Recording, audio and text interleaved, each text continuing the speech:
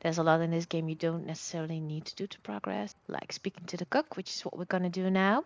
What is in that borscht you're making there? Point to the large pot. He doesn't know your language. You can just say something cool in return. Let's see, as maybe he'll give me something. Borscht need more vodka? Of course, vodka. Now that makes a very, very special borscht indeed. Turn it up and then ask for some yourself.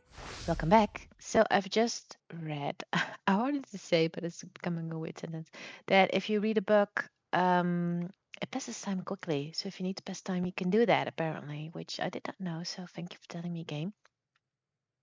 Well, last time we got the body down. It's over there. Um, and that's basically what we are able to do with it at this point, because we kinda need to go to bed. So that's waiting until 9 p.m. because we can go to bed before it's 9 and then sneak out so Kim doesn't know we're gone. And that way we can steal the boots from the body. I'm just trying to get into the backyard if I can find my way. So we can't do that right now, but what we can do is knock on the door that Everett wanted us to, and I think it's this one. This must be it. The basement door is weather-worn. The copper nails holding the upholstery in place have turned green from sea air, and there's a knocker shaped like a lion's head. Press your ear against the door first. The leather upholstery is worn and rough against your jaw. You don't hear any movement. So there's no one. In fact, it's oddly silent in the yard around you. No birds chirp. Use the key. You try to be as silent as you can. It takes a bit of rattling of the handle to loosen the bolt. Finally, the door unlocks with a small clack. Thoughts race through your head. Only curiosity could account for stepping over that threshold. Maybe there's treasure in there. A white alligator. A fountain of quicksilver. I doubt it. There might be important information in the apartment. I mean, there might. So what to do? We could enter the apartment, but Everett told us not to. He specifically told us not to. And it might not be worth it, because we might get punished in one way or the other. Choices. I don't know. Let Everett know you unlocked the door. Everett asked you to open the basement door behind the greenhouse in the baker to intimidate the occupant. Do what you have to do. Everett has promised to give you info on the case in return. That's right, because if I misbehave a bit, which I kind of wanna, he'll probably won't share that information with me, and I think I need that. So I think the information he has is more important than finding out what's in there. So let's not do that, but let's save just in case. I could also enter, make a separate save, find out what's going on and see if it's worth it. But I kind of don't want to, because I feel like I will only find out once I've spoken to Everett, which is way further along in the game, and it will take me a lot of time, and then I will have to replay all the stuff, which I really don't want to do. So let's just not do that. So let me see. What do we need to do? We need to wait for this until it's evening. We need to go back to Everett. We could do that right now, I think. We can speak to the cook.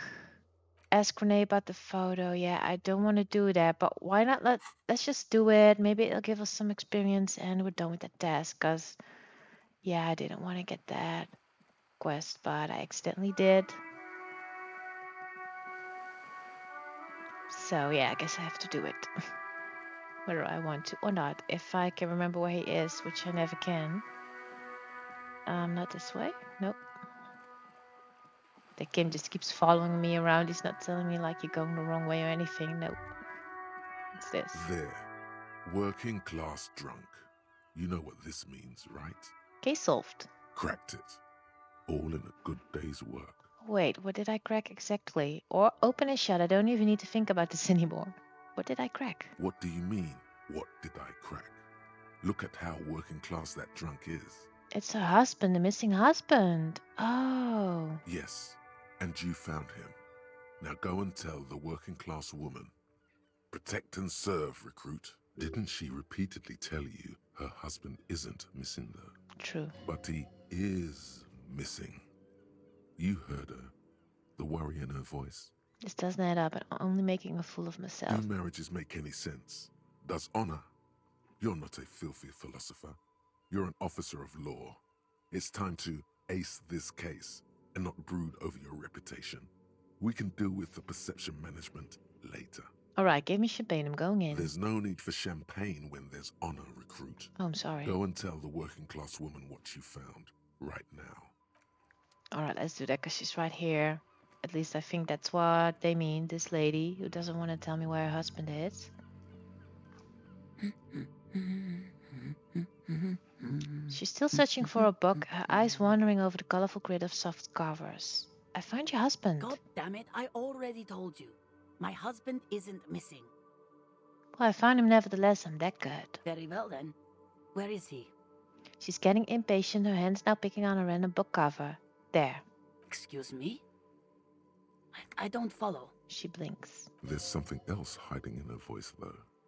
A trace of worry. I found a working class drunk and I thought it might be yours. Right, 'cause working class women come with alcoholic husbands. You know what? She glances over your shoulder towards the drunk. Wait, did she kill her husband? Remember, about that what. Never ever say what. Something bad, I guess. I'm sorry. I say stupid things sometimes. I didn't mean to annoy. You were right. I do have an alcoholic husband. Although not that one. Ha, blam. Knew it. But you told me your husband's all right. I did, and he is. He's also an alcoholic. She takes a step back. So is he missing as well? No, he's not. Or maybe he is, I don't know. He's probably in the park or in Shamrock somewhere, drinking with his friends. She looks away. I haven't seen him for... Well, to hell with him. Weird. She's completely forgotten about her books, staring blank into the distance instead. There. She's worried now. Kim, is it just me or do we have a missing persons case here? He's gonna disagree with that. Don't worry, I'm going to find him and bring him back home, promise. Well, if he's with his friends, then he's not really missing. No need for the police to get involved. Let's ask Kim. I wouldn't be so sure. He replies before turning to face the working class women. Man, just to be completely clear, do you want to report it to the police? Report what? He's just out drinking with his friends. I'm sure the police has better things to do than to chase down local goofballs. I don't know. Not at all. The RCM is ready to chase down every goofball in town who care about you. Honestly, I just think missing person cases are mysterious.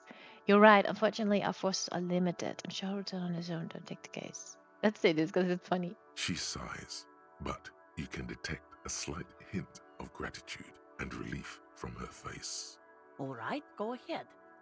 Do you have any questions? What does he look like? Honestly, not that different from you. Wait, is it me? She eyes you from head to toe. Let me guess, he's Disco.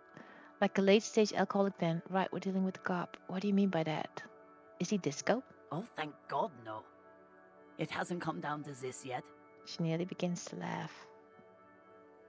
Why did you say that your husband resembles me then? Well, he's slightly chubby. Ah, thanks. What a great compliment. I see. What else? What else? He was wearing a dark brown leather jacket with a bright blue inner lining. The lining is hand-sewn. I made it myself. She sighs, her voice slightly quivering when she adds. It's his cool jacket. God knows it's too cold to run around in this, but he refuses to change. Who cares about the cold when you have your cool jacket to wear?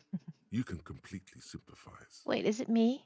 I even tried throwing it away once, but he just dug it out of the bin. Can you believe it? She looks back at you, shaking her head. Well, I kind of did that as well. Well, if the jacket is really that cool, then I can totally understand. You took it out of the bin. Wow, that's filthy. Let's say this. Well, what can you do? I hope that at least that extra lining helps him keep warm at night. I wouldn't like him to catch cold. She's thinking about him out in the cold, in some park, or on the coast. And it's making her more and more worried. When did you last see him? Yesterday morning, He went to the library. He went to retrieve my book, and he promised he'd walk straight back home. So there is something going on. Her eyes become cold with recollection. Because we talked about this. We talked about not wandering off again. I don't know what to do. I honestly don't know what to do with his addiction. It just makes me feel weak. It says she scoffs, but you kinda heard her do that, so. Gone for around 36 hours then. Damn, this is a missing persons case. I guess so. She turns away from you in an attempt to recover. I think I got it, thanks. So you are going to look for him? Yeah, why not? She genuinely wants you to now. Don't make her ask. Maybe later. Sorry, we've got our hands full. So we kind of forced her to spill the beans and make us take the case, and now we're gonna say, nah, never mind. Let's not do that. Thank you. Please do. Even though I'm sure he will return home by himself. I'm still sure of that. You sense gratitude in her voice. I'm sure he will too. When he does, would you let Precinct 57, Kim Kitsuragi, know? He gives her a slip of paper. Wait, what about me? I will. Of course, officer. As I said, it's probably nothing. The woman takes a slip of paper. It's a phone number. All right, thanks. I'll get going then. What's this? Hey, so we've been monitoring you internally, and now we know your Copo type. Okay, what am I? Guess. Cool cup, some kind of weapon cup. Sorry, cup, I'm sorry, I'm not sure. Sorry you had to monitor me. Cool cup? No, you're the sorry cop. The cop who's sorriest. Let's make it official then, shall we? Wait, what suggestion? Huge lack of enthusiasm going on in here. Okay, but what are the other Copa types? Won't the other types be jealous? I'm sorry, opt-in. You know, actually, I'm not sorry, I changed my mind. Fucking they should be sorry. I didn't know. Yes. Impotent rage and lamentation. Let's wrap it up? Alright, opt-in. Of course you are. It's okay. See if you can get something out of this, like info. Or maybe every time you say you're sorry, you get $1 million. Well, that's easy earnings. That won't happen. Ah, too bad. So I gained a fart. I don't know why. This one. You're one sorry piece of shit. A cop penitent, a flagellant cop monk. This is not the right line of work for you. You should be groveling at the feet of a feudal lord, providing lurid evidence against yourself at a Mazovian show trial, or ripping the flesh from your back with a cat of nine tails. Whatever made you this way, you can be damn sure it was your own fault. Do it. Really criticize yourself. Who knows? You might uncover something of importance from your guilt-ridden past. Ooh, I want that. Minus one authority, embarrassment to the party. That is not good. Wait, authority. Isn't it already? It's very low. And what does suggestion do? Charm men and women play puppet master. So why does suggestion want me to feel sorry for myself? Isn't that a weird thing? But we have a lot. We could choose all these things. I wonder, does this give me money? Modes of taxation? Or did we do that one already? No, I don't think we did. Alright. Let's go to Everard. No, I mean the old guy, because that is what we were going to do. The afternoon sun shimmers off the white on blue police livery of the motor carriage. Wait, why am I even thinking about this? Wasn't I supposed to? Do something important? Something murder-related? Yeah, kinda. There's always something important. Doesn't mean you can't take a moment to admire this piece of machinery. This is a Caprice Kanema, the Caprice Motor Corps follow-up to their highly successful workhorse, Caprice 40, and the answer to the Lum's racing breed, Ferv series. Alright. With its air-cooled, rear-mounted 12-cylinder compression ignition engine, driving the rear wheels through a 4-speed manual gearbox, the Kanema is able to reach 100 kilometers per hour in 13.5 seconds and go on to a top speed of 180 kilometers an hour. So let me get this straight. I don't even know my own name, where I came from, or what I did, but I do remember all this stuff. Won't it roll over in the first sharp corner? Pay attention to the motor carriage itself. Even at a standstill, the unibody Caprice Kanema looks sleek and dynamic. The cabin is tilted frontward to give it a more aggressive, hunched look. All right. Someone has waxed it recently. That machine really puts the loco back in locomotion. Point to the vehicle. Very cool. I don't like your machine. Looks impractical. Shrug. Let's say this. Mm-hmm. You want to take a closer look? He smiles ever so slightly. What's it packing there? Point to the engine. A fine machine, run your hand over the smooth metal surface. Yes. An extraordinary machine. There's gentleness in the lieutenant's voice as his eyes run over the vehicle's contours. Helium headlights would improve the range and quality of the visual field a lot. Ever thought about switching to helium headlights? Actually, I have a pair at home. Just haven't gotten around to fitting them yet. I need to lay some wiring for the ballast first. Sounded like a hassle, but good luck.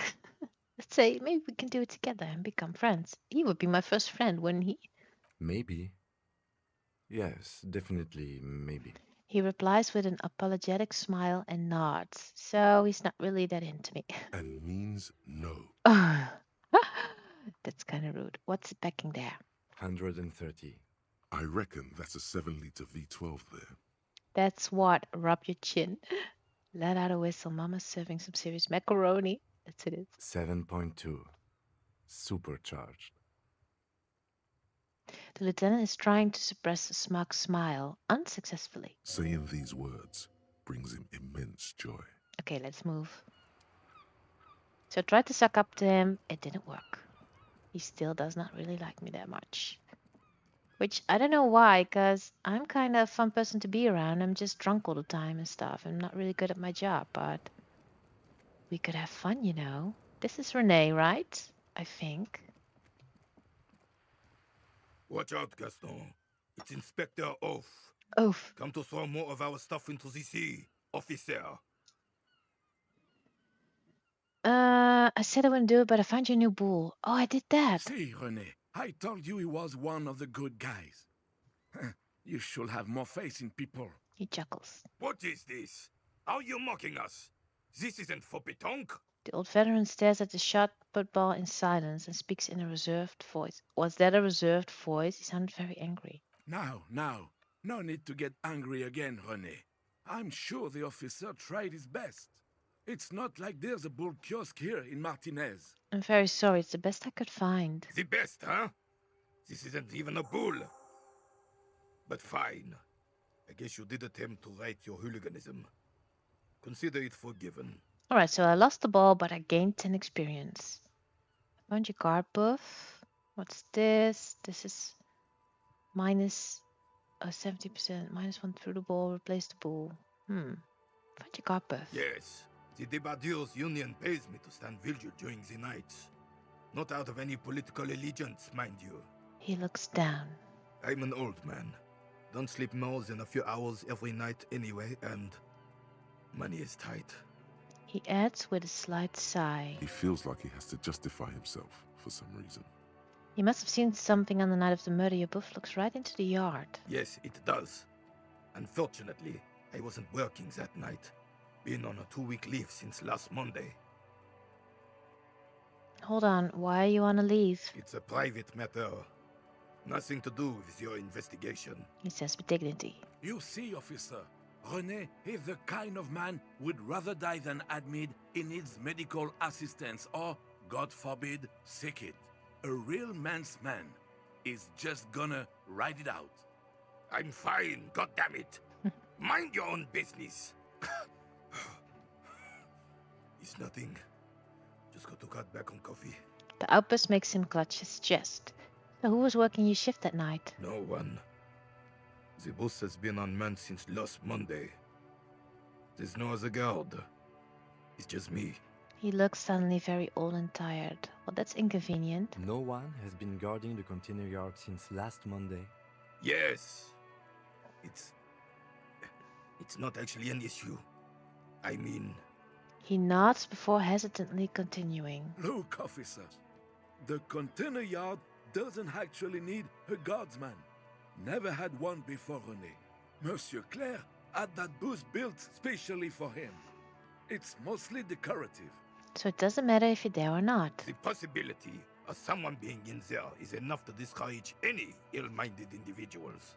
He tries to argue. Evrard created this job for René because he knows the Royal Carabinier's pension of honor and PTSD isn't something a man can live off. A decorated Kingsman collecting tear reflects bad on the whole neighborhood. His words. All right. Effort gets it. Big guys looking after the small and everyone working together. I love it. I'm not going to say that because I don't want to become best friends with Everard because he's kind of like a mobster. Such dependency only weakens a man further. Do or die. There's no middle ground. René's but one man. We need a program. Get all the elderly back in the job market. René should rent out his services, invest the profit, get few more guys, expand and repeat. Wage work is a dead end. There's absolutely nothing wrong with tag collecting. It's my side thing too. Proudly hold out the tear back. I don't know. I'll say this. Yes, yes, yes. Can we conclude the topic of my guard boost now? The carabinier utters angrily. I have a feeling he would have done that whatever I would have chosen. He is not going to become an entrepreneur. I saw a picture in there. You were in it. You looked happy. Who's the girl? She is nobody. This is none of your concern, and I refuse to discuss my private affairs with the RCM.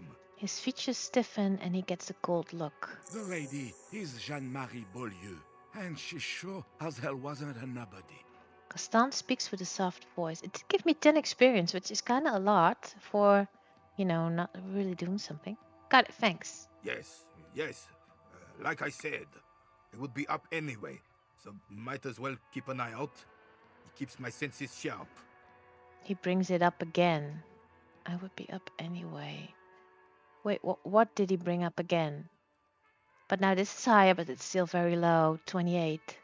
This is a wide check. You may ever try it. I could try it and then maybe put points into something to retry. Could also do that. I have enough skill points. All you observe is a veteran refusing to let go of the past and his old uniform. This is not uncommon. This is the uniform of the Royal Carabiniers in service of Frissel I, Guillaume le Lion, and the valiant King Philip V before him. He catches your glance and nods. Don't you mean Frissel the Fan? You do not speak his name, Craven, although he was a clown. But he was our clown, ours to ridicule and to mourn. There's something you missed. You will get to it. Don't worry. But skill points into composure. Composure, which one is that? This one. Straighten your back, keep your poker face. I don't know if I want to do that though, because it's already 4. So yeah, I'll think about it. Thank you, bye. So we did that. It's probably with, it's here, ask Renee about the photo. I'm glad we did that, because it's not that interesting. I think we don't need it to progress the game or the story, which there's a lot in this game you don't necessarily need to do to progress. So, like speaking to the cook, which is what we're going to do now. It might lead to something, it might not. And also we still need to speak to these working class men. We haven't done that yet either.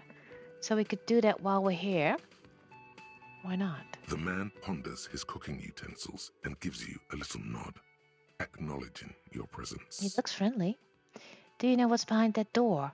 He looks up at you, then looks away quickly, shrugging and muttering something to himself. He has a tattoo of some kind.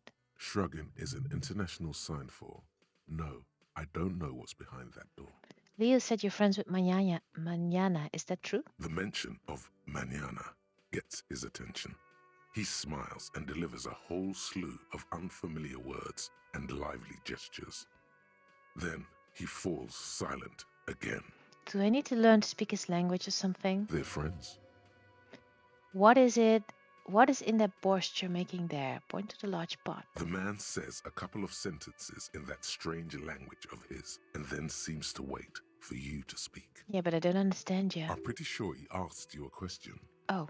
He doesn't know your language. You can just say something cool in return. Mercury rising, run your fingers through your hair. Sorry, I don't understand you. I can say yes or no. Let's see, yes, maybe he'll give me something.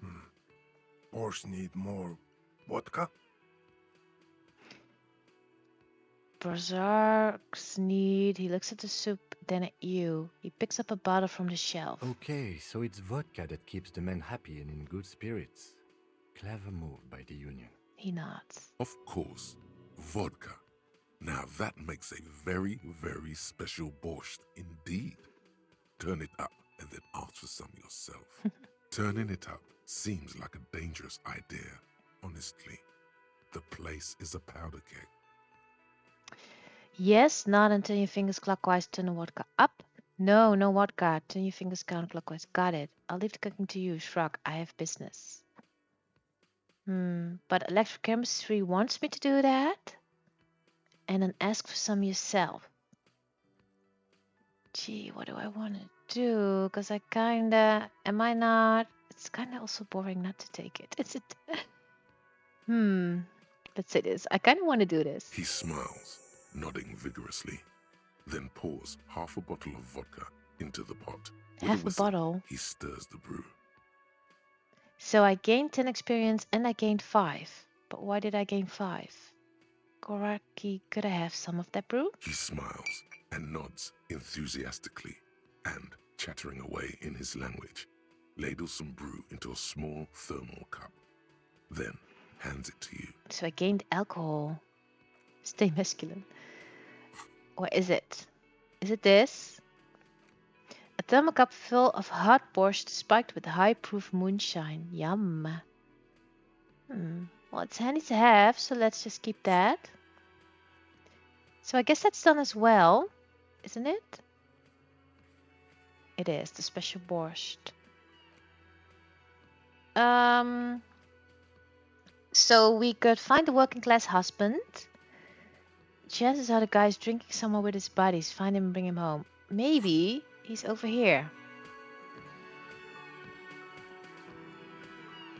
But I don't know. I didn't do this, did I? It's a boulder. Spit in it, reeking of tobacco. Ugh. Or did I? Photos of men in overalls toting guns and Union placards. You see hawthorn bushes outside. Why is that interesting?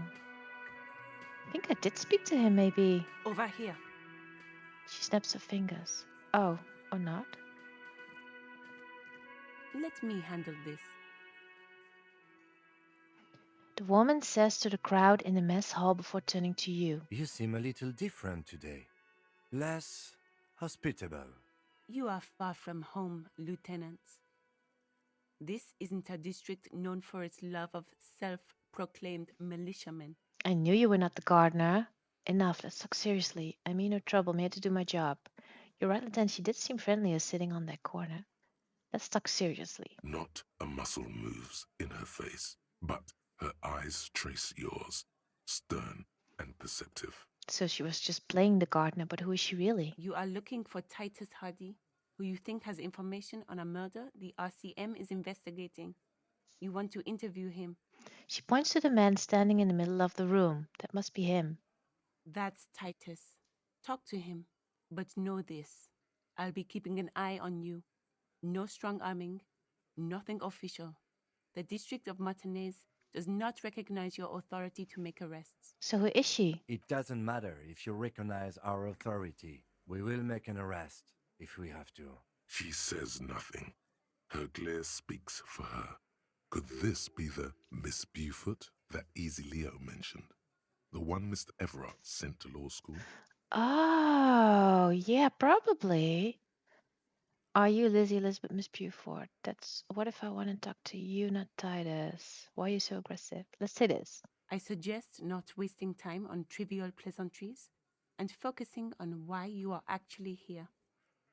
Titus Hardy. She points to the tall man by the table. Even though she has excellent control over herself, something moved behind her eyes, in the way she stands, in her face. Easy Leo told me about you. He likes to talk a lot. You are not here to chat up the legal counsel. You are here to question these men. So she is. What if I want to talk to you? What you want is of no significance, officer. Don't test your authority. In Martinez, you are no one. So I'm thinking, because I spoke to her before, what did she say to me back then? And was it suspicious or not? Didn't she give me gardening gloves And also something she said about the garden didn't add up. I remember now. What's your role in all this? Obviously, I'm a lawyer, a legal counselor for the Dock Workers Union. I would urge you to consider what you say to my clients. She crosses her arms. What are you going to do to me? Hmm. Lieutenant is not satisfied with the approach. Oh, What are we going to do to you? she starts laughing. It's a cold laughter devoid of joy. The union isn't going to do anything to you. It is not a crime syndicate. It is a labor organization. But it is. Goddamn right it is. A gruff humph from the table. All right, so that's you. So you can hear us. If anything, it is the RCM who do things to people. But we digress. She shakes her head. I should talk to Titus then and leave.